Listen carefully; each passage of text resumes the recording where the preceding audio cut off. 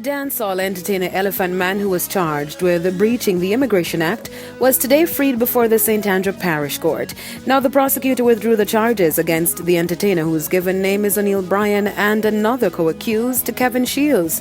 Elephant Man and Mr. Shields were charged with making a false declaration to an immigration officer when they entered the island during the height of the COVID-19 pandemic in March 2020.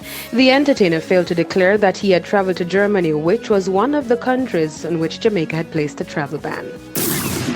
Dancehall artist Jamil has announced the release of his sophomore album dubbed Legend. Now, he made the big announcement via his social media account, where he also unveiled the cover art and a track list, which consists of 15 songs.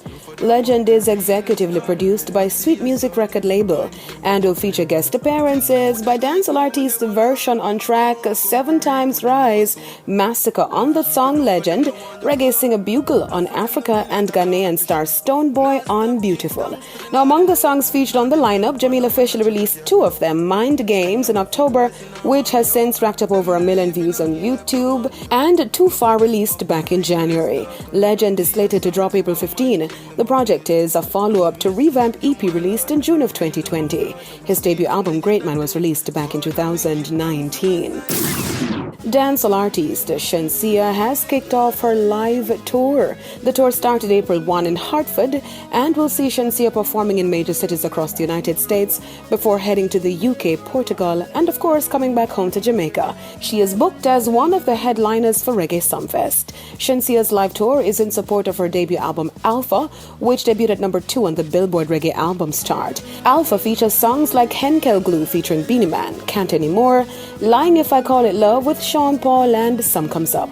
The project was released on March 11.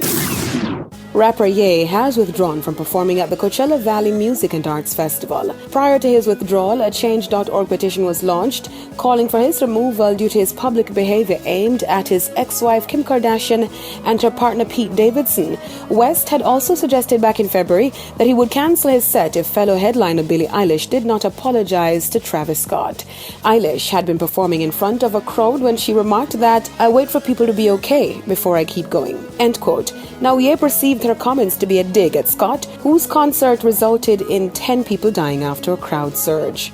Coachella is set to take place April 15 to 17 and April 22 to 24. I'm Deidre Gordon reporting for ePrime.